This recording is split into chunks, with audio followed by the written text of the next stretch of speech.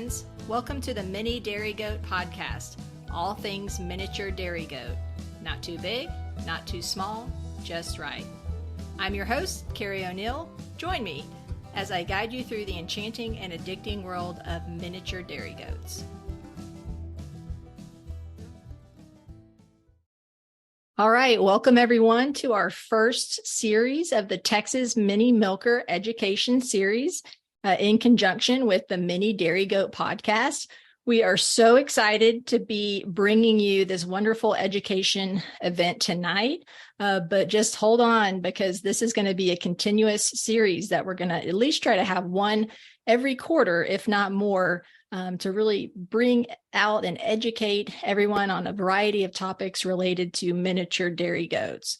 So we appreciate everyone being here tonight, and I am so happy to introduce the next moderator for our event tonight, which is our education chair of the Texas Mini Milkers, and her name is Michelle Taub. I'll let you take it over, Michelle. All right, thank you. Good evening, members. I'm Michelle Taub. I'm the education chairperson for our club, the Texas Mini Milkers, and I'm really excited for this class as well as the other classes that I'm going to be working on putting together for our club. So I'm an educator by trade. I teach high school in Houston.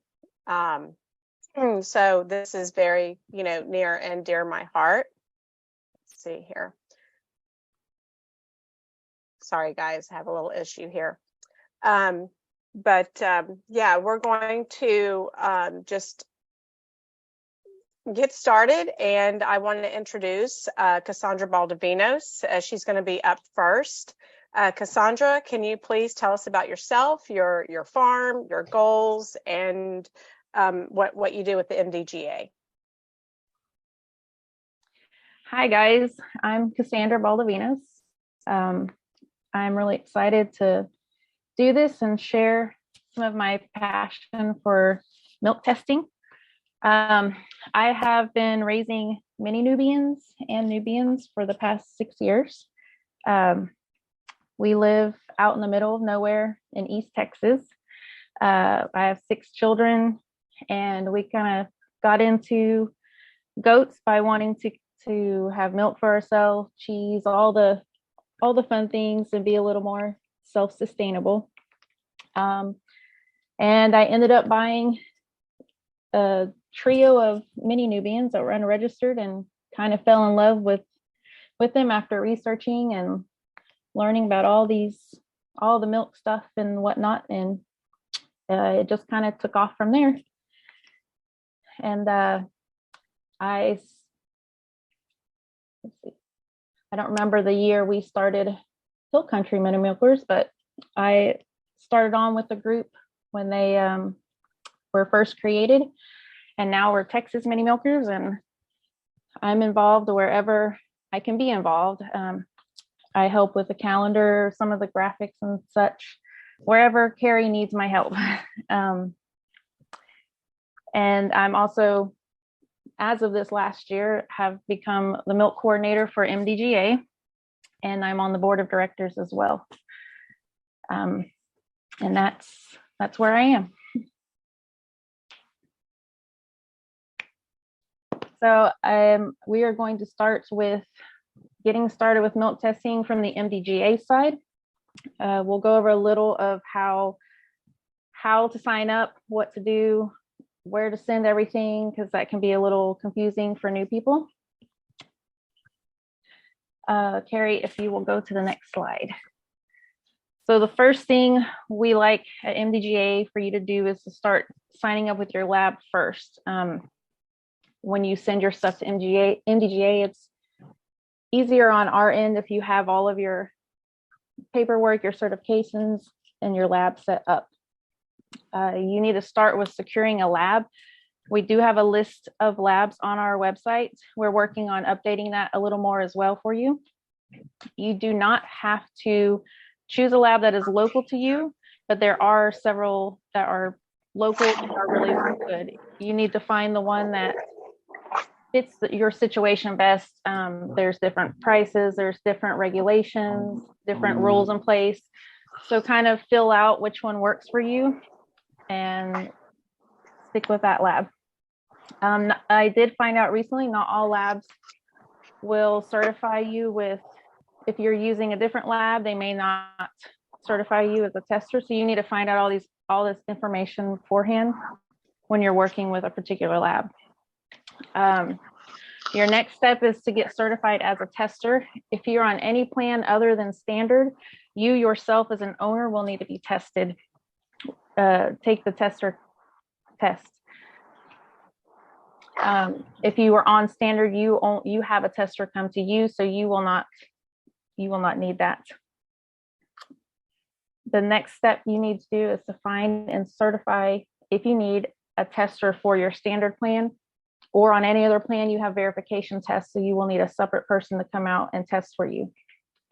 This can be your neighbor, a friend, another breeder. You can even use an ADGA tester already. They do not have to be affiliated with MDGA. As long as they have taken the certification tests, you are allowed to use them. There is some, I don't want to say myths, there's some talks of what financial interest is. MDGA does not determine what kind of financial interest a person has in your herd. Each lab will have, they have their own rules of what determines financial interest. Some will tell you you cannot own a goat that is in another herd, or you cannot have bred another goat that's in another herd. Some are okay with that. So that's something you need to check with your own lab.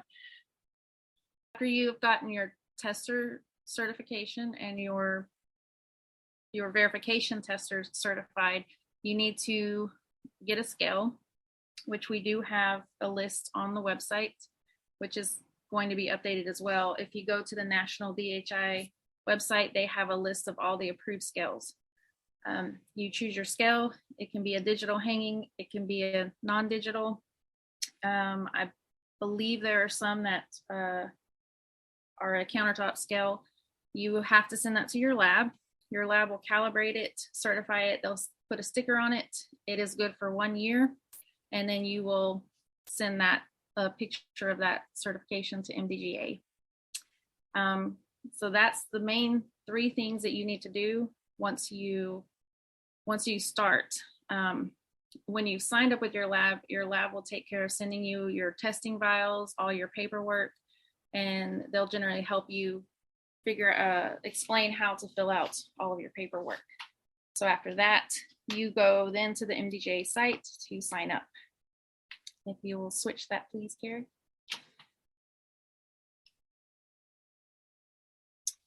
So the next step is you sign up with your registry, which will be MDGA. This allows your results of your milk test to be recorded. It allows you to earn milk stars, to be on the top 10 list. So what you're going to do first, and we'll walk through how to fill out the application and what each of these things mean. You're going to choose what type of test you're performing. Are you doing a 1-day test or a 305-day test? A 1-day test is a single test. It's just like a snapshot of this one point in your doe's lactation. You don't have to do anything beyond that 1 day. You can do multiple 1-day tests if you would like, but it is simply just one test. If you do 305, you are testing an average of once a month for about 10 months out of the year. MDGA does not require you to test the full 305 days, but it is encouraged because the more you test, the more information you're going to get about your doe's lactation and how to use that in your herd. From there, you'll download the appropriate application. We have one for each of them. MDGA gives you a PDF fillable one, so you don't have to sit there and hand write it in. You can just fill it out through Acrobat. You go and pay your test fees through the MDGA website. 1-day tests have a test fee, and then they have a per doe fee. So that one has 2 different fees. Your 305-day, you have one fee based on the amount of does you are testing that year. Once you have done that, you will email the milk committee and you will submit your application, your both of your certifications for testers and your scale certification. Once you do that and we receive it, it takes about roughly 2 weeks, and we will send you back. If you're doing one-day tests, you'll have a permit, which you're good to go on testing. Or if you're doing 305, you get your verification sheet back, and that's the sheet that you will use for your verification test. And from there, then you are ready to actually perform your tests. Here, we're going to go over the test plans a bit because those are a little confusing sometimes for people. Our two most common ones are standard and owner sampler. With standard, you're going to have your tester come out every month. They are going to be the ones that are performing your test and taking your samples.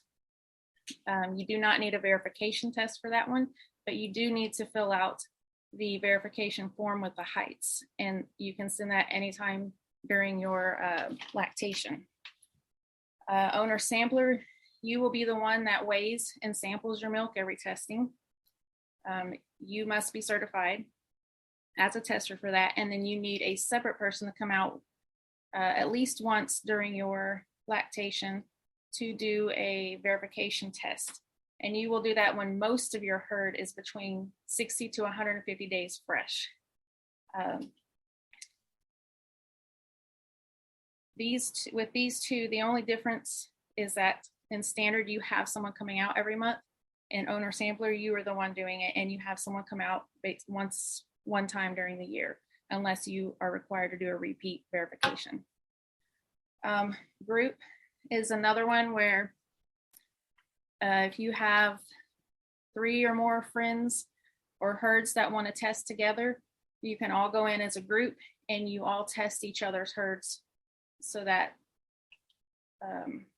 you have someone alternating for each herd.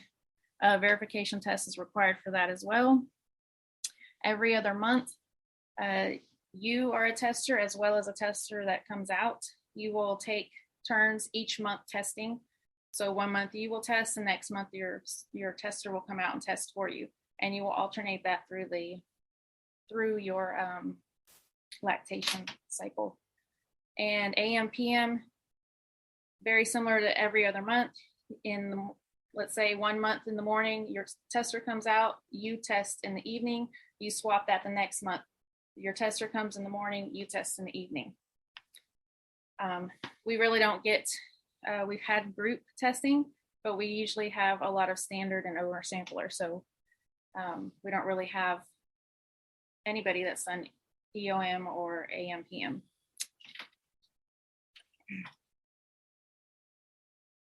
So here's a printout of our application. It's very important to make sure that everything is filled out. If you look at the top with the red type, you need to make sure you put your name, your supervisor's name. So if you're on standard, it would be the person that's coming to test. If you are on owner sampler, that's where you put your verification tester's name. Your lab would be the DHIA lab that you're using. And test plan, you need to put, that gets left off a lot on these applications, but you need to put whether you're doing standard, owner sampler, group, etc.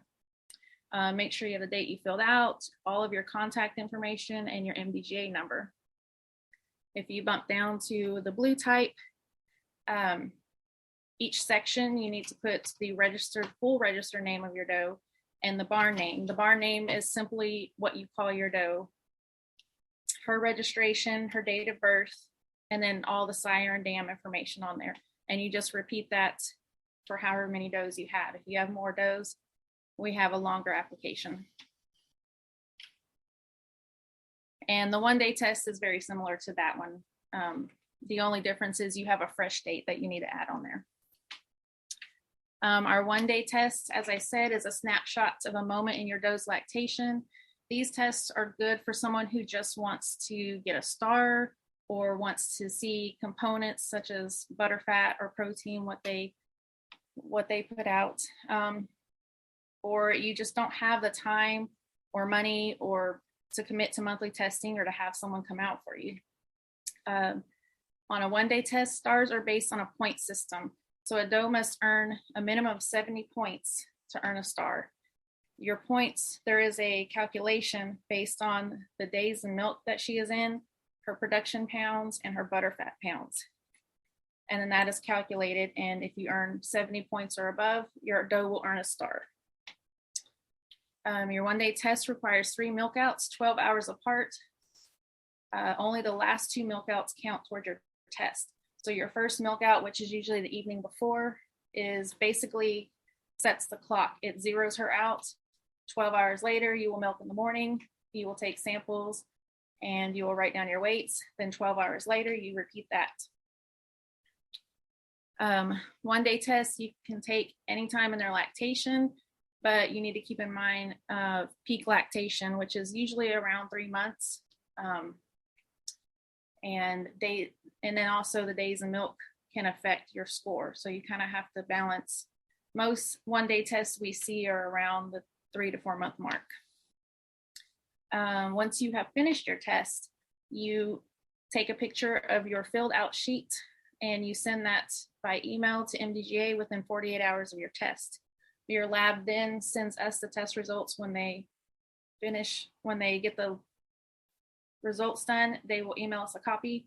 Then we will process the results, and it usually takes about a week, but we give it about 2 weeks just in case. And once we process it, we will email you email you results, whether you've earned a star or not. And if you earned a star, you will receive certificates for your does.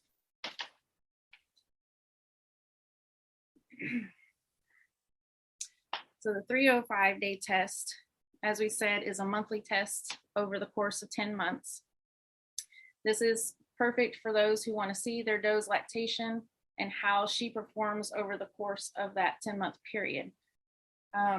You are not required to complete the full 305 days, but it is encouraged to, because if you just simply do enough to get to a star, you're not utilizing that program because you're not getting all of these months of data coming in.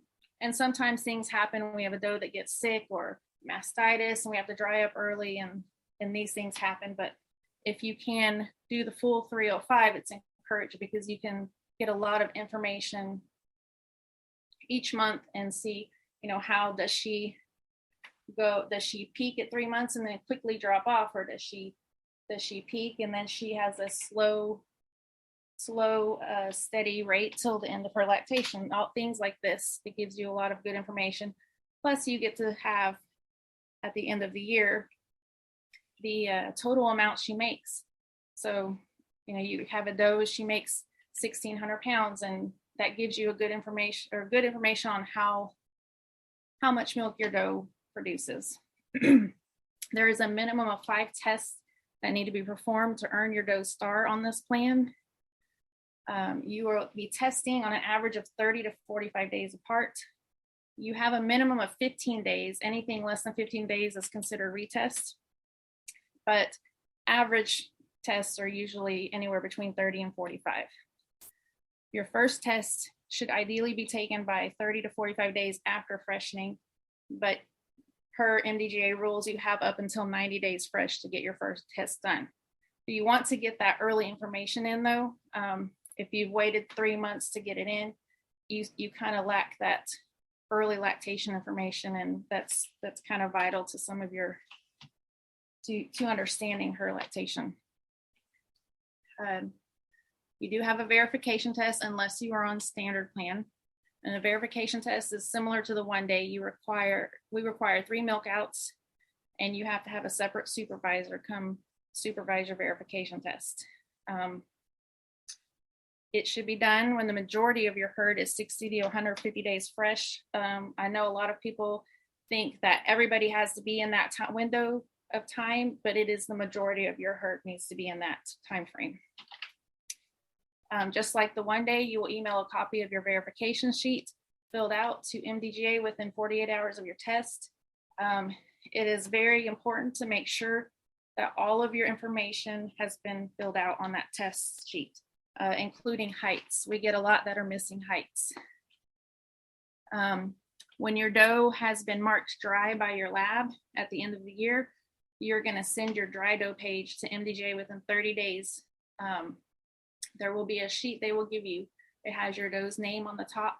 That is all her lactation information on that sheet. That is what you will send. You just take a picture or send the PDF through email. You don't have to mail it in within 30 days.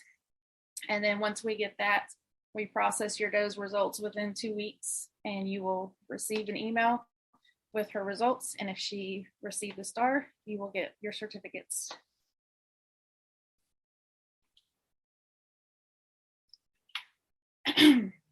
So stars and awards. This is what you get. This is the fun stuff that you get when you meet these requirements. So to earn a star with a one-day test, your doe must earn 70 points or above, and she will receive a star P, which signifies 1 star, on her certificate. And she will also, it will say ST, you'll see on the certificates, it'll say like ST 2022, meaning she earned a one-day star in 2022. If you do subsequent tests in future years, and she continues to earn, she will have it for each year she earned. For a 305, your doe must meet the minimum requirements. In our 305 packet, you will see a sheet. It will tell you by age how many pounds of milk and how many pounds of butterfat your doe needs to meet in order to receive her star. She also needs to have 5 tests on file. Once that happens, if all those are met, she will receive a star P, and it will show AR in the year for advanced registry for each year that she's earned. If your doe has a dam that already has a star, she already has a star P, your doe will then become the next in line. So if her dam is a 1 star or just a star P, she will be a 2-star P. If the dam is a 6-star P, then your doe will be a 7-star. This includes all foundation animals, so all the standard breeds, all the Nigerians, their star lines count in your doe's lines, and that's a new thing that MDGA has approved. And your bucklings can inherit a star B if both of their parents have a star. So if your doe earned her star and his sire, the buckling sire, has a star B, then that buckling will be a star B. Bucks also can earn plus or plus plus B based on progeny earned stars. So if you have daughters earning stars, your bucks can earn a plus B. You can see the website that goes into more detail on what's required for earning stars. Additionally, any animals on test, whether 305 or one day, are all eligible for the top 10 lists that we do yearly. It's a fun recognition tool for your herds, and it's a lot of fun bragging rights and such. You can also look at these past top 10 lists, and you can kind of see these animals and herds that are putting out production, and kind of when you're looking for new animals and such.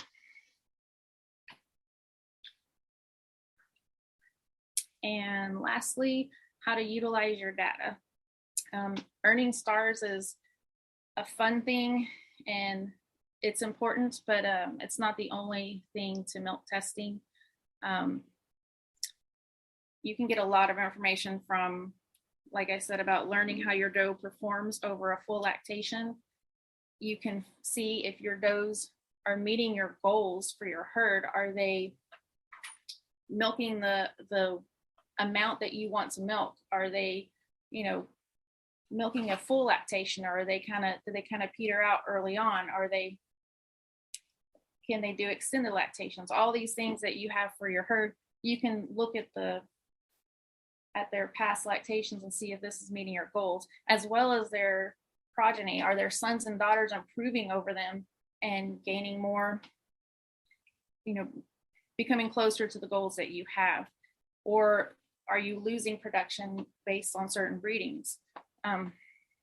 You can do 305 over and over on the same doe. Many people sign up their doe and do multiple lactations of 305 to get steady information, because from one year to the next can be different, and it can be different based on how many kids they have or your feed that year. You can see how these things affect their production. You also get, you find out their butter fat, you find out their protein. There is MUN, which has to do with feed conversion, if you're feeding too much protein or too little protein. You have the somatic cell count, which can, give you little hints if something's wrong. They may have some subclinical mastitis or something might be affecting them, and you can address that. So there's a lot of great information from milk tests that's not just about stars. So, and anytime you have questions, Dee Daniels is our milk chair, and either one of us are always happy to chat on the phone or chat over email and help you in getting set up and getting started to milk testing. Well, thank you, Cassandra. We're going to hold questions until after the presentation is completely over. So Beth Clayton, she's the general manager of Texas DHIA. She is going to speak next. I know that she will probably repeat some of the stuff Cassandra talked about, but I like repetition. It helps me learn better. So Beth, you're up next. Can you please tell us about yourself and everything that you do? Yes, hello everybody. I saw some familiar names, so it's nice to kind of somewhat meet you guys. At least you get to see my face, even if I can't see yours. I am the general manager of Texas DHIA. I've worked here for 11 years now. I started out as a lab manager, and I've been general manager for about 4 years now. And I am going to share with you guys some information. Just want to make sure before I get started, you guys can see my screen. Can I get a thumbs up, Carrie? Yeah, okay, cool. Start my slideshow here. So a lot of people want to know what is DHIA. So I'm just going to go over what our company does in general. So DHIA it's a national association. There are DHIAs all over North America, in fact, not just the United States. And it's a program that helps dairy producers create and manage records and data about their cows for making herd management decisions. So DHIA actually stands for Dairy Herd Improvement Association. So our job is to help you improve your dairy herd, even if it's goats. The associations were originally established by states, and over time they have consolidated to regional areas. So right now, like Texas, we cover Oklahoma, New Mexico. There are a lot of other DHIAs that cover chunks of the United States, and so it's not just a state thing anymore. We all operate under the national DHIA rules and their uniform operating procedures and their auditing processes. So here's a little bit about what we do. So our goal is to provide our dairy producers with the most accurate data to help them make herd management decisions for their dairy.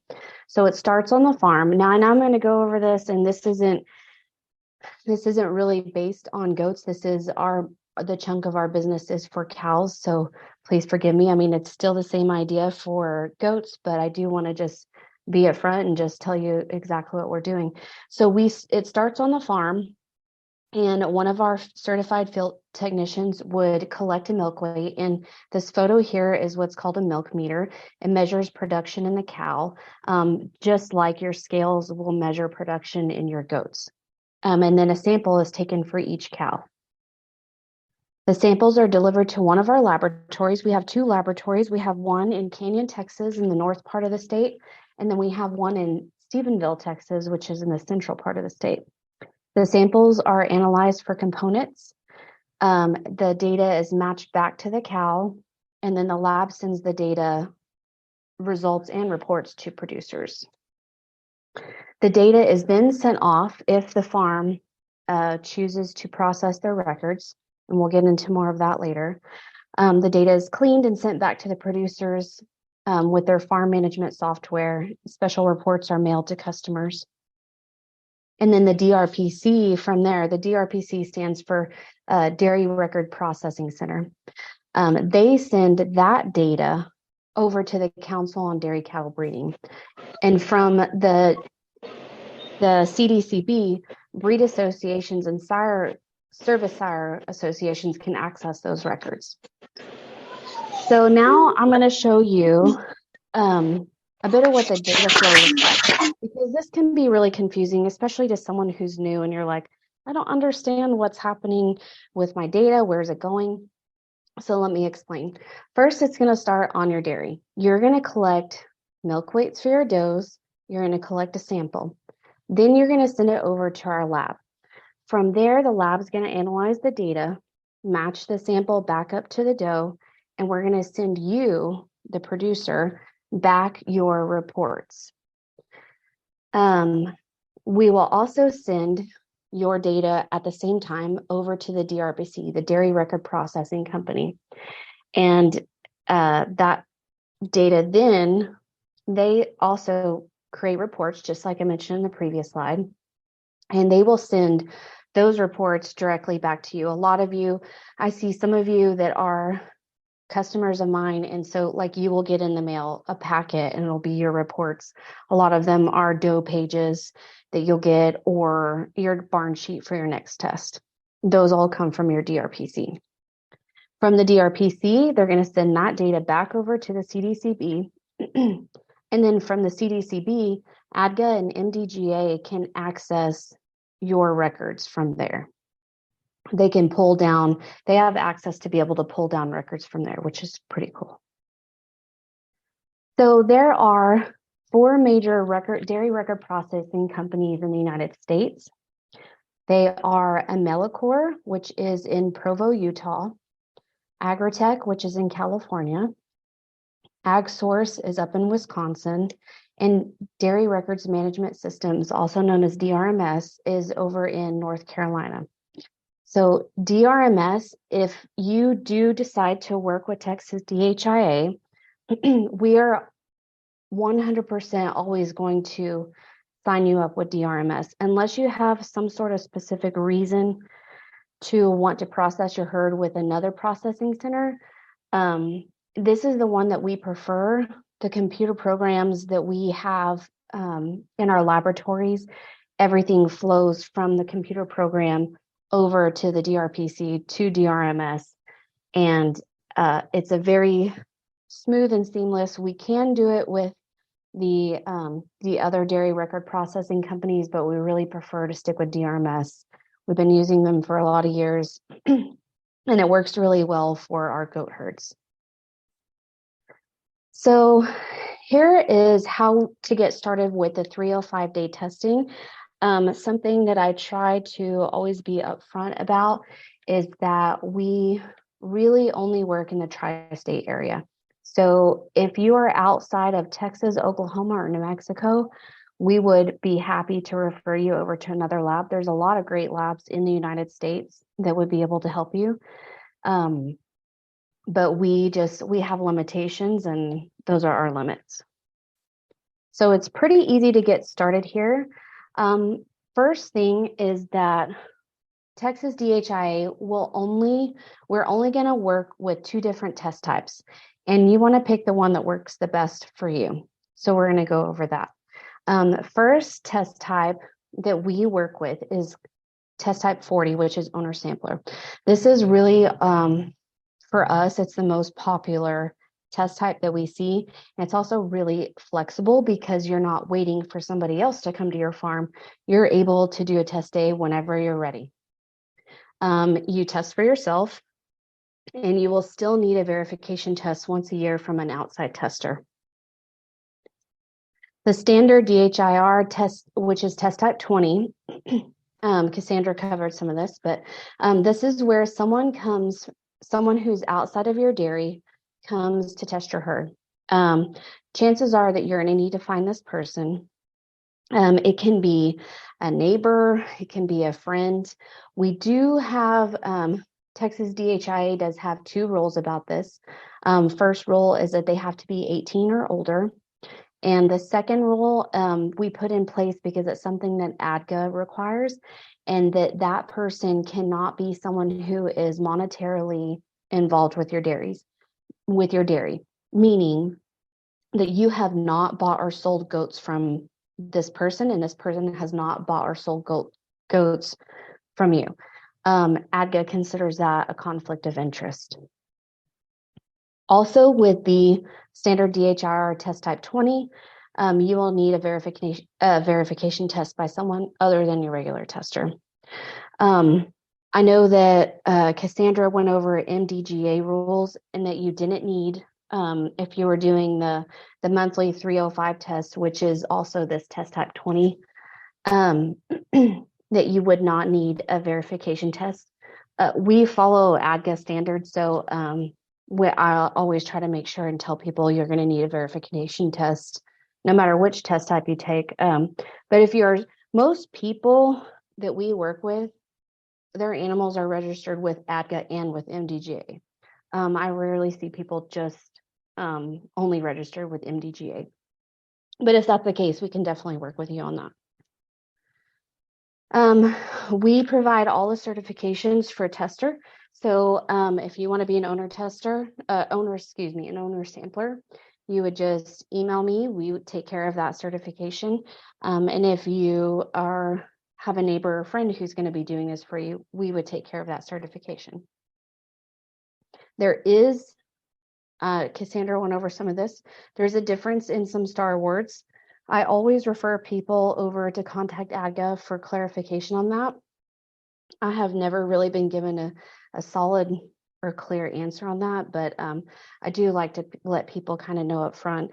If they're looking for something specific, a specific type of award, then you definitely want to contact ADGA for that. So here are 3 steps.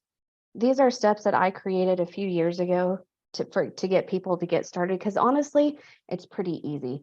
And I feel like sometimes it can get kind of muddled when you're trying to get started and you're registering your animals here and you got a long list of things to do and you're like, oh, that's like so much. So I try to make this really easy. So we'll just go over the 3 steps that we require for you to get started. So the first step is to determine who your tester is going to be. So if it's going to be you, test type 40, where you're the owner sampler, or if you're going to have someone else come and test your farm, where it's test type 20. Just email us and we will send you the test day guide and the test. And then you can send that back to us and we will get you certified. If you happen to fail the test, we'll ask you to do it again. It's an open book test. It's really not too hard. The second step is to get a scale to test with. So this scale is something that it has to be an approved device from the Quality Certification Services, which is a division of National DHIA. They are the ones who set all of our auditing rules. Your scale will need to be sent to us to be calibrated, even if it's brand new. And the scales are required to be calibrated once a year. We do sell scales if you're interested. They're about $40 each. It's also costs an additional $8 to calibrate.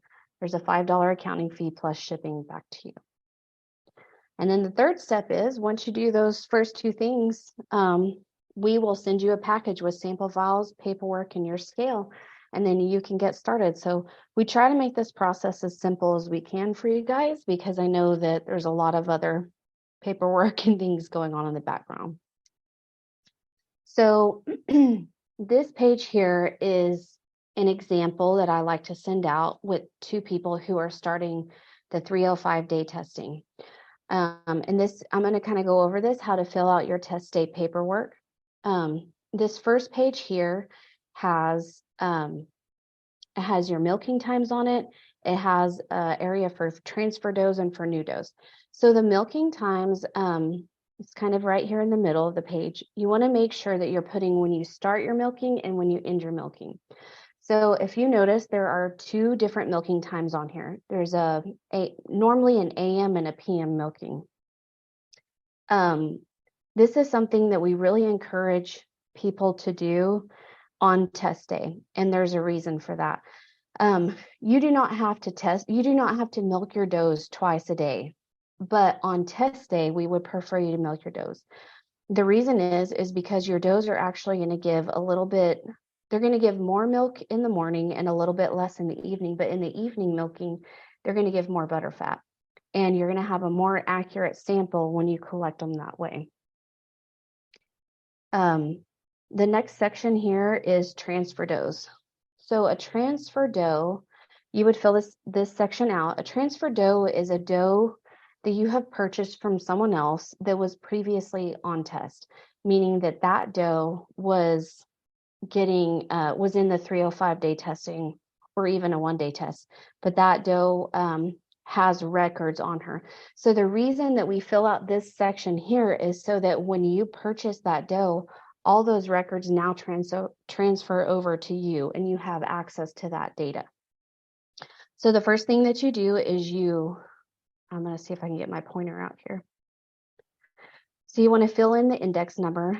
I know that you guys probably never use index numbers. You probably just call your doe Thank you. by her name. But for record keeping purposes, we do have to assign an index number to the animals. So you put your index number there. Then the next section here is for registration. You put her registration ID, and then the BR stands for breed. You'll put the breed. You also have a box over here that has breed codes for you. You just refer to that. Then you put the name. And then for the transfer does, the next section next to her name, this is the previous herd code and the previous index number. So whoever you bought those does from, let's say you bought a doe from Michelle Taub, and so you would need her herd code number and the index number that she had given to that doe.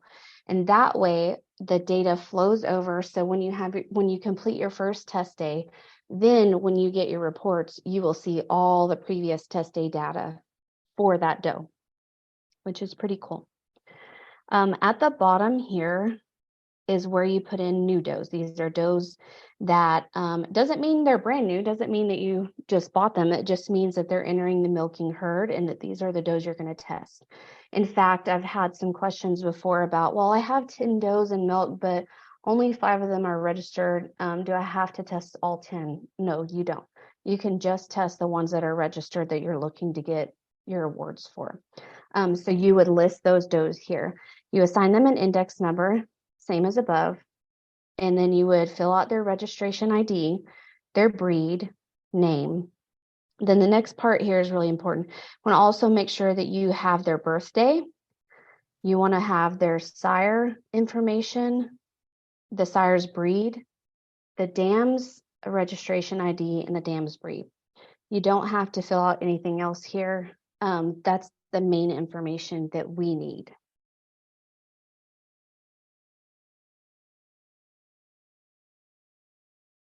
Sometimes I do ask people, it can be a lot, especially on a first test, especially if you have a lot of does.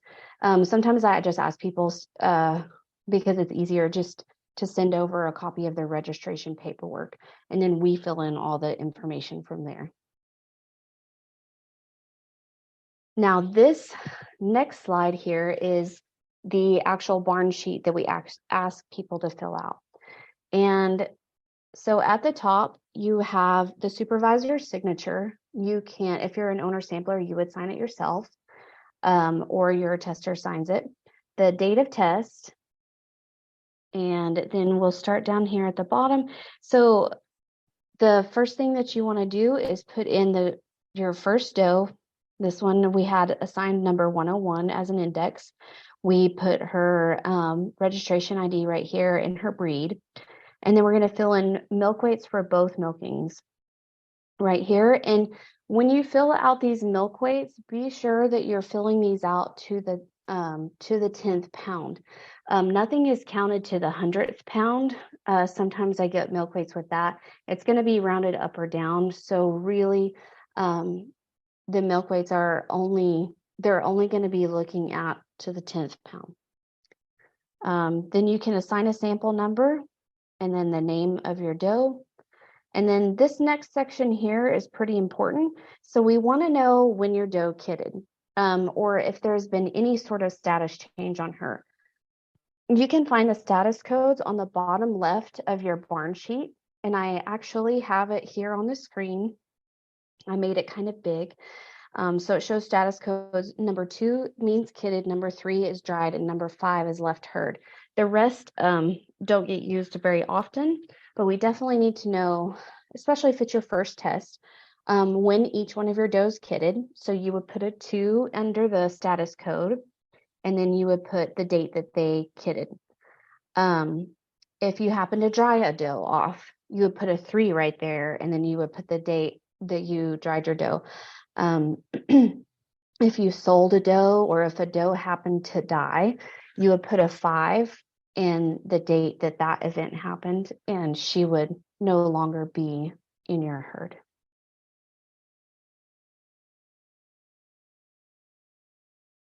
So I'm going to go over a little bit of the testing with the 305 plan. So the 305 plan is really it's a plan designed for cows. So for cows, there's 365 days in a year. Cows are supposed to milk 305 days and be dry for 60 days before they calve again. So that's why the plan is called 305. But we all know goats don't milk that long. But here are some things to remember about the 305 day test. So these rules, again, kind of go based on what ADGA prefers. I believe that MDGA also prefers this also.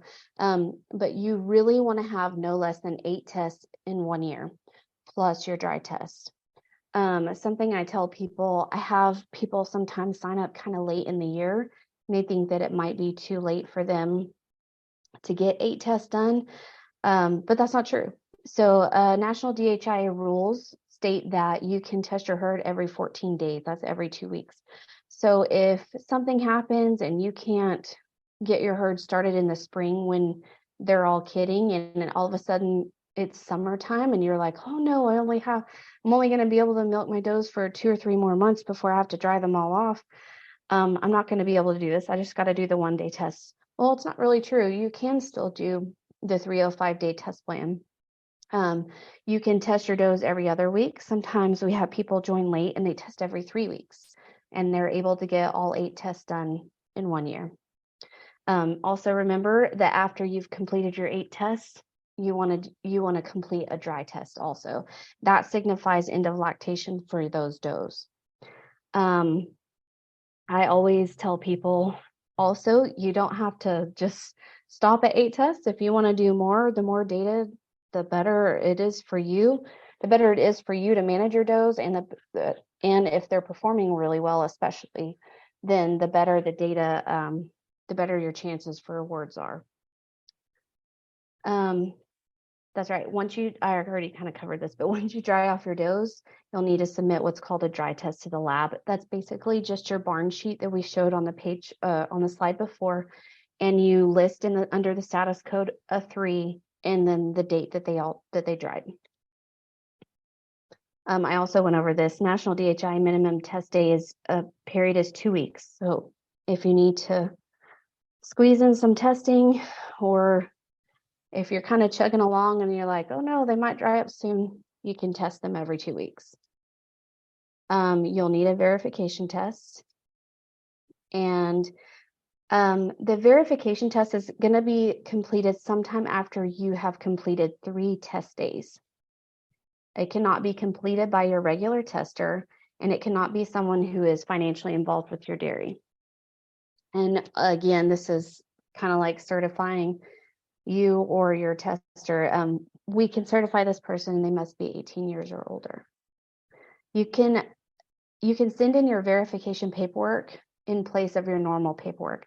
So you don't have to send us those green sheets that I just went over with you. You can, whenever you do your verification test, you can actually just send us either the MDGA or the ADGA verification paperwork, and we'll take it from there. So Cassandra also touched a little bit on this, but I want to go over it as well. The difference in 305-day testing and the one-day test. So the 305-day testing, you need to have a minimum of 8 test days plus a dry test. ADGA and MDGA, they're going to look at the overall total average for your dose. And for this type of testing, you're going to qualify for more STAR awards. The one-day test is just like it says, it's a one-day test. I always try to explain to people, so the one-day test is basically just a snapshot of that dose performance for that day. And so if any of you guys have been testing or have worked with animals long enough, you kind of know that anything can affect how an animal performs. The weather, sounds, you got someone new in your barn, your animals might not give as much milk. Heat stress, especially when it's hot in the summer. So one-day test plan is good if you don't feel like you're ready to jump into the 305-day testing, or maybe you've got a lot going on in your life. You don't think you have enough time to do the 305-day testing. It's a great plan, but it is also just a one-day snapshot as opposed to the 305-day testing where you've got several days of data that's going to be averaged together. And the one-day test also is going to qualify for less STAR awards. So some of you might be asking yourself, maybe you're on this webinar and you're wondering, why should I even milk test? Seems like a lot of work. If your animals are registered, you may be required to test them. You can actually better manage mastitis in your does when you test regularly. As you're testing regularly and you're getting your milk test results, you can start to see a sudden spike in somatic cell count, which is almost always an indicator of mastitis. You can catch early infections, and you can also catch those chronic infections. Maybe you have a doe that you've been treating her, she's not getting better. You test her again, you have your next test day, she's still high. Maybe after 3 or 4 test days, you say, man, either I got to dry this doe up or I got to sell her because she's constantly dealing with mastitis. You can also better manage any changes that you make to feeding your does. I've had people over the years try new feed, and it's pretty incredible to see the data and how the animals react like immediately to changing feed. And the more stars that your does earn and the better records that you keep, the more valuable your does and bucks become. So next, we're going to look at how to read my results. So whenever your samples come to our laboratory, we run them for what's called components. So the different components in the milk are butterfat protein, SCC, which is somatic cell count, milk urea nitrogen. There's also a few others that data that comes across. It's BHB and acetone, lactose, solids non-fat, and total solids. So this is a spreadsheet. This is what it looks like when it comes off of our machine. Everything is put into a spreadsheet, and it comes in order of sample number.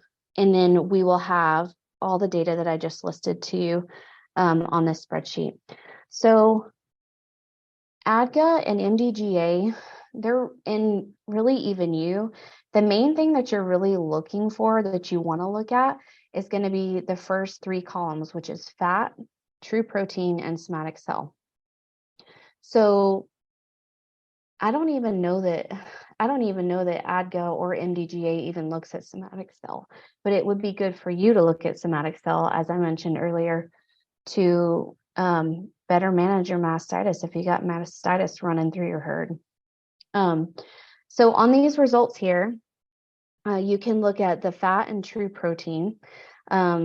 these are going to be indicators of how well your doe is doing. Now, this is real data. This isn't something I made up. This is real data from a mini dairy goat herd that I wanted to show you guys. And just looking at this data, the raw data, I can tell there's something wrong with it. So I'm going to point something out here to you. So sample number 3 had 1.45% butterfat and 3.06% protein. So your butterfat should always be higher than true protein. So what this tells me, and there are several samples in this collection here that they were not collected properly. So either one of two things happened. There's a possibility that, number one, this doe was not milked out completely. The butterfat in the udder actually separates just like it does in a jar that sits on your counter. So it's going to rise to the top. The butterfat's going to be the last thing to come out of the udder. And if you don't get it all out, you're not going to get an accurate fat reading. That could be one reason why it looks like that.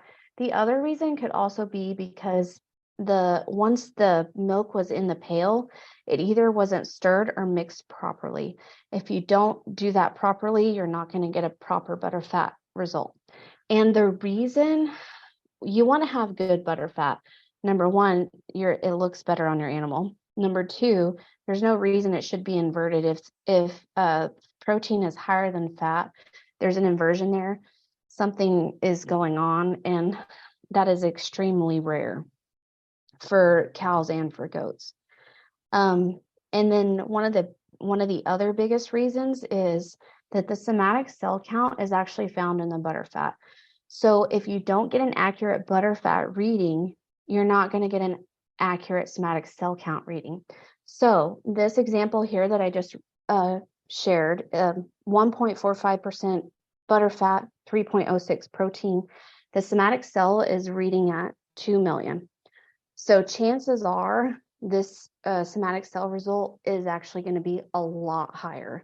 But because we didn't have an accurate butterfat reading, we're not going to have an accurate somatic cell count. Other things on this also that you will see, I'm going to show in the next slide as well. Urea. This herd actually has a little bit higher urea than I normally see for goat herds. That goes back to what you're feeding your does, your animals. If you're feeding too much protein, I mean, really, they just urinate it out, and you don't want to waste anything extra that you're feeding your animals. BHB and acetone, this is not, there are readings that come off of our computer, but they're not something that is formulated for goats at the moment. It is something that has been formulated for cows. I can't speak to the accuracy on goats. It's used for ketosis analysis, subclinical ketosis analysis for animals that are 30 days fresh. It's also going to give a lactose reading in solids non-fat. I don't really have very many people using this data. Sometimes nutritionists will use it. It's not something that I'm well versed on. We're going to go to the next slide here. This is what's called a hot sheet. Whenever you test with our laboratory, this is something that you will receive. So at the top, I have some things highlighted here. I highlighted at the top where it says milk this is also a miniature breed herd. So milk is 2.3. What that means is that the entire herd is averaging 2.3 pounds of milk. And that herd is also averaging a fat of 5.2 and a protein of 3.9. The hot sheet will put your results in what's called SCS order. That is somatic cell count, somatic cell score order. We'll go over that in just a minute. And then it gives a weighted average somatic cell count of 254. So overall, this herd, even though you can see it does have one high somatic cell count animal, the herd overall is performing at about 254,000 somatic cell count, which is pretty good for goats. So looking down at the next the next section here, it's going to start on the left with index. This is the index number that you have assigned to your doe. It's going to have the barn name, which is what you guys are probably going to mostly be looking at. Then it's going to have, the next column is her milk. This is going to be the total milk that she gave for that day, not just AM. That's going to be including AM and PM. And then it's going to have her butter fat in the next column, protein in the column after that. SNF stands for solids non-fat. That's going to be in the very next column. MUN is the milk urea nitrogen that we just talked about. See, this herd has a little bit lower MUN, averaging anywhere from 19 to 28. The previous slide I had showed for a mini dairy goat herd was in the 30s, in the upper 30s. So that was a lot higher than I normally see. This, what you're seeing on your screen right now, in the 20s is pretty average. The next column is SCS, which is the somatic cell score. Somatic cell score is something that was developed by the National Mastitis Council. It goes all the way from 0 to 10. So, you know, if you got an animal with a 9 or a 9.9, she's definitely thick. It correlates to the somatic cell count and how they have it. I don't know if I put a chart in here. We'll see on the next slide if I did. But if you're ever interested in seeing that chart, I can get you that information. But what I normally tell people is you don't have to worry so much about the somatic cell score. You want to look at the next column here, which says count. That count is actually the somatic cell count. So that is the actual data, not a score, not the score for the data. So you can see that this first animal here, Spring, she has a count of 1393. So somatic cell count is actually, they don't ever tell you this, but it's multiplied by 1,000. So she's not actually 1,393 somatic cell count. She's actually 1,393,000 cell count. So her cell count is really high. So that is an animal. Somatic cell count is almost always, probably 90% of the time, an indication of mastitis. So whenever we see stuff like that and people ask us, an answer that you're going to hear from me or anybody else on my staff is you need to consult your vet and have her checked out. And you may even want to start doing some plating, some bacteria testing on her. The next column is DIM. That stands for days in milk. So this animal is 22 days in milk. The next column is LAC for lactation. She's in her second lactation. CAR is that's not something that you guys probably would use very often. It just stands for condition affecting, I can't remember. If you ever have to do an estimation or anything, it would have an E right there. It'd be really rare for anybody in the goat world to see anything in that column. Really, these last 3 columns would not be used, maybe unless you had a really large goat herd and you were trying to manage somatic cell. The W/0 or W/O stands for without. So this spreadsheet, it does an algorithm. So if you were to get rid of Spring that we've been talking about here, this goat Spring, she had a somatic cell count of 1,393,000. If you were to get rid of her, this spreadsheet calculates that your herd average would go down from 254 somatic cell count to 141. And that is showing, the next column is a percent, that is showing that Spring is making up 49.8% of that somatic cell score. So if you were to cull her like we would in a cow herd, that would drastically help your somatic cell count if you were having somatic cell count issue. And then the bottom row there is just an average for everything. Pretty self-explanatory. So I'm going to move on to the next slide. Oh, well, I think I'm at the end. I think I covered everything. Michelle, did you want to take back over? Yes, thank All you, right. Beth. You'll be getting test for me probably next week. We're going to do our first test this weekend. Awesome. So we did have a question from one of our members. Let me go through the chat here. They were asking what number do they want to keep the somatic cell count for their doe? What number do we want to keep it at or below? So I actually have a couple of different resources. I don't have them on my laptop. They're on my desktop at my office. But really, you want I would say probably below 500, but I don't know that that's a great answer. Goats naturally have a higher somatic cell count than cows. So like if this was a cow, I mean, she'd definitely be gone. She'd be cold, but I've seen where they're perfectly healthy at 600,000 or 700,000 somatic cell. Okay. That's So probably if not we the best see answer that I can give you. That's the best answer I can give you at the moment without my other documents in front of me. Okay, so let's see. We have some others. Oh my goodness. Let's see. Someone wanted to know for how long does it take to get certified for testing? That's actually overnight. Like email you and you have the results like the next day. Yeah, I do it as fast as I can. Sometimes I'm bogged down. So it just depends, but definitely 2 or 3 days at max. Yeah, for my testers, I get new testers every year, and I generally try to get them to take the test. Like I have kids on the ground, I need to take their test, chop, chop, chop, you know. So that's about the time I do it, is when the kids are on the ground. And I usually try to wait 30 to 45 days before I do my first test. Somebody wanted to know what is the code for mini Nubians on the 305, and I had the same question myself. There's no code. Yeah, there's no code for mini Nubians.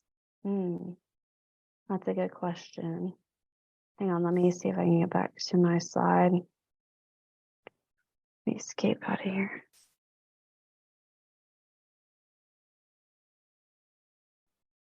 I thought there was some chatter that there was a new thing for minis. Yeah, can we just put in MN? You know what? That's right. I forgot. I think I got a list last year. I don't remember. I want to say that is it Sandra? You have to correct me if I'm wrong. Is it Sarah over at the MDGA that helps with the registration paperwork? They have several registrars. But Carrie would know better. Or maybe it's Sue. I can't remember. But there's a lady I've worked with for a lot of years that she did send me that list last year, and I completely forgot. The form that I use is a form that DRMS sends out. But if you have many Nubians, it's okay to go ahead and put this is a kind of another reason why I ask people, go ahead and just send me a copy of your registration paperwork, and then we can make sure that we enter the data correctly. Okay. Someone asked, Alyssa asked, for the test type 20, does she need to have a verification tester and a regular tester? Yes. Okay, so she needs 2 testers for the one-day test. That's correct. Okay. Not for the one-day test. That's for the 305 test. That's for the 305. One-day test, you just need one verification, one tester. Correct. You're just having one test, one day. That's correct. So you said they have to be 18 years or older. That's a requirement that we have. Yes. And that they cannot have goats from you, no money changing hands. Right. But you didn't mention they're not supposed to be related to you either, correct? They can be related. I thought that was a thing that you couldn't. Well, National DHIA changed the rules about 5 years ago that you can't be related. So if ADGA has a rule against that, then I did not know. Okay. I have to ask Cassandra. Is Cassandra still online? Is that a thing with MDGA? MDGA has moved to testers following the DHI national DHI rules. And some labs, we actually emailed several labs and asked their rules on it, and it actually kind of varied between labs. So we had the testers refer to the lab that they were testing with. Okay, so if we're using Texas DHIA, and like my daughter, I could have my daughter take the test and become my tester? Yes, that's something that we're okay with. Okay, and then MDGA would accept the test. Cassandra. Yes, all we require is your tester certification. So if your lab test gave you a certification, then you are good to go. That just made my life easier. Thank you. Can I address Kelly's question real quick about the breed code? We have a document for CDBC and all that online that tells you how to do your breed code for mini Nubians. And I can make that available to whoever needs it. Excellent, thank you. So let's see, Catherine asked, are you able to do a 305-day test on some does as well as a 1-day test on other does in the same year? You can do 2 different tests, right? I would think so. I might refer to Cassandra about this, but let's say you have 10 does. This was my example earlier. You have 10 does and you only have 5 that are registered, and you want to do the 305 testing on those 5 does. If you happen to have another one in your herd that's not on the 305-day testing, I think it would be okay to do the 1-day test. But I don't know that you want to mix that up. I don't know that you want to have an animal on 305 and the 1-day test. But if you have an animal in your herd that you want to do a 1-day test that's not on the 305-day test, I would think that would be okay. I think that would be a lot of extra work. We have members that are on 305 that will do a 1-day in addition. Their reasoning usually is if something happens and they cannot complete their 305, sure, they've done a 1-day and gotten their star. And that makes sense too. That makes sense, yes. And you can also do it as your verification test. You can do the 1-day at the same time as your verification. Yeah, and so I do want to point out, kind of ask, like the whole milk testing thing when we go through MDGA, if you submitting everything with MDGA, of course, you're working towards those milk stars. But if you're just looking to get some data on your herd practice, you don't have to go through MDGA. You can just submit the samples to Beth at Texas DHIA for the data, correct? Yes, we work with a lot of herds who maybe they're not ready for any of this and they just want to manage their animals. I mean, that's what we're here for. We're in the dairy herd improvement business. So anything that helps you manage your animals better, yes, we can help you with that. The only thing that we don't do is we don't really work with the public per se. You have to have animals. So like sometimes I get random phone calls of like, I bought this gallon of milk and I want to test it. I'm like, we don't do that. We don't do that.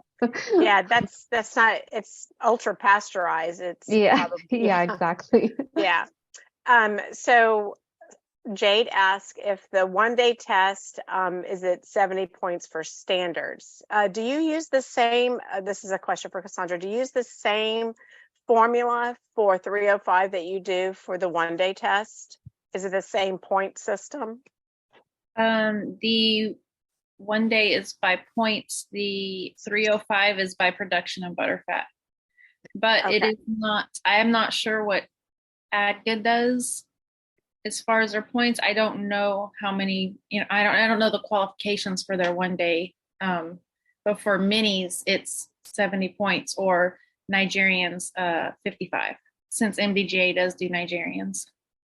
Yeah, that's Okay. what I was going to say, Michelle. It looks like we have a lot of AGDA folks on the phone, but definitely we geared this more for our minis with the Minis, MDGA. yeah. So any AGDA questions, definitely, look in your guidebook and reach out to AGDA on those. Yeah. Okay. Let's see.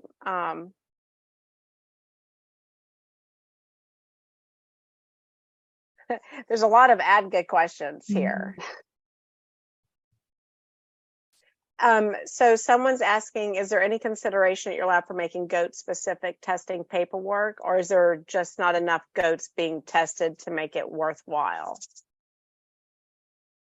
I don't really understand the question. Well, I think because the sheets, the results are geared towards cows. Right.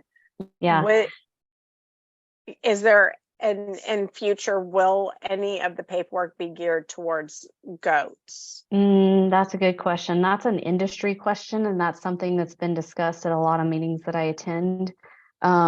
There's supposed to be some work going on between National DHIA and ADGA, but I don't know, for all those who are on this who are involved with ADGA, there's been a lot of changes since 2020. People who had been with ADGA for 20 plus years left, and it's kind of a mess. So I don't know when that's going to happen. Something that I did forget to mention early on in my presentation is that all of our equipment is calibrated for cows. And I do try to let people know that up front. There are calibrations out there for goats specifically, but most people, even the people at ADGA, say that the data is fine. So I really don't know. We're not getting enough goat herds to move the data towards cows. Also, really, truthfully, if you look at the statistics, there's way more cows in the United States than goats. So it's a big business. So I don't know if that's going to happen. Langston University, some of you may have heard of or worked with before. They are a goat specific. They work only with goats, and they have a research program over in Oklahoma. You might reach out to them. They may have better information for you. Okay, and someone wants to know, they looked at their result sheet and they don't have the weighted average somatic cell count or the without or percentage. Yeah. Because that's geared for cows, right? Yeah, it is. But that's one of my customers. I'll send it over to her. I messaged her. Okay. Okay. And how do most people compensate their testers? I think that's something that someone asked that question. I think that's something you should talk with your tester about. That's like a personal thing. So yes. Yeah. Let's see. I see you already answered her question. Someone wants to know about, they still have a question regarding verifiers. Can you go back over that real quick? If they're an owner sampler 40, they only need 2 testers. They don't need a third tester. They only need 2 testers, correct? So if you're an owner sampler, that means you are the tester for your herd. So you would need to be certified, and then you need to find one more person to do your verification test. Okay, I think that's what I am. That's what I have. I took the test a while back. I'm certified, but I always get 2 every year. Yeah, it's not necessary, but if you want to, that's fine. Well, I had one day where one came in the morning and the other one came in the evening. And I just had the one that finished it out sign the paperwork. So something just to explain to everybody, the verification tester really is put in place to verify your herd, especially if you're an owner sampler, making sure you're not trying to make numbers look more than they are. So like if you have many goats and they're giving 10 pounds, it's a little questionable. So that's part of what the verification test is there for. It's the same with the standard type test 20. It's just another person coming. It's kind of almost like an audit. It's just having someone different come onto your farm to make sure that the data is accurate and that you're not trying to skew the numbers. So I have a question. I have a doe that I'm going to be put on a milk test, but she will be sold in milk. Do I need to assign her like an index number if the new owner wants to test her? So if you have any animal on test, she has to have an index number. But if she's not going to be on any type of test, then you don't have to assign a test number or an index number. So the form that I have when that I fill in from MDGA, there's no index number on there. It should be on your actual lab paperwork, Michelle. Oh, it's on the lab paperwork. Okay. Yes. I look at somatic cell count and protein. Those are the two things I zone in on the data. So I'm really excited. I want to see what the data for me is this year because I added the mastitis vaccine to my goats, their vaccination schedule. So I want to see if that changes anything because some of them I'm testing that I tested last year. So I have last year's data to compare that to. Yeah, that'll be interesting. We'll have to do a round 2 milk testing 102 and follow up on some of these things. Yeah, someone's asking about going through DHI for test and verifications or through MDGA. You actually go through your DHIA.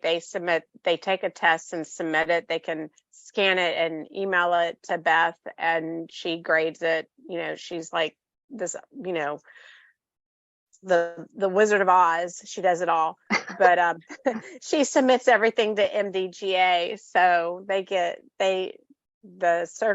she sends the certificates, the scales certified, everything to MDGA. She'll send it to you also as a backup. So yeah, that takes care of you. Amber had another question that Cassandra answered in the chat. I'm just going to read that out loud for anyone listening, not being able to see the chat. The question was on owner sampler for the 1 day. So there's not an owner sampler for the 1 day. Owner sampler is only for 305. So if, and I know kind of 1 day samples, 1 day tests are kind of the gateway, right? The gateway drug to milk testing. So a lot of folks start there with the 1 day, but you would have to have a separate certified tester. And that's where it's best to have that neighbor or a friend do that for you. So I hope that answers your question there, Amber. Any other questions? Let's see. I'm going to stop sharing Beth's screen. Oh, yes. Or if you can stop and then yes, I can stop it. Yeah, that's okay. I'm going to share one more thing. And then, so any other questions, feel free to type those. We'll kind of last call for that. And then go take it away, Michelle. Yeah, I do want to mention I am currently working on some other classes. One I'm trying to put together in April is looking at using herbs in the management of our goats, whether it be for parasite control or just overall health. I know a lot of us use like Firm Meadows or Land of Havila. Probably saying the name wrong, but I am reaching out to them and I am in contact with them about putting on a class discussing different types of herbs and natural remedies, as well as fecal testing. And then this summer, I'm also talking to one of the professors over at UC Davis who does the genetic testing, and MDGA does offer they have like a contract with UC Davis for like casein testing or G6S testing. And so I'm working on putting a class together for that. And if any of you have anything that you would like for me to try to research, see if I can't put a class together, please send me an email and let me know, and I will see what I can do, what I can put together. Awesome. Thank you so much, Michelle. Thank you, Cassandra. Thank you, Beth. This was just awesome. I hope everyone enjoyed our first Texas Mini Milker education series, which was milk testing. And I've got our contact information there on the screen. Cassandra is also a TMM member, but there's her MDGA email. Beth's email is there, beth@texasdhia.com. Let me read out Cassandra's as well. Hers is milktest@minidairygoats.org. For Michelle, she's got a lot of great ideas in the works, but if you've got a good idea, something that you want to hear about, feel free to reach out to her at education@texasminimilkers.org. And I am Carrie O'Neill. They somehow elected me president of this great club. You can reach me at president@texasminimilkers.org. And I'm also the host of the Mini Dairy Goat podcast. So just so excited to be partnering with Texas Mini Milkers and bringing all this education. If you've got more ideas, definitely reach out to us. And with that, we'll conclude today's call.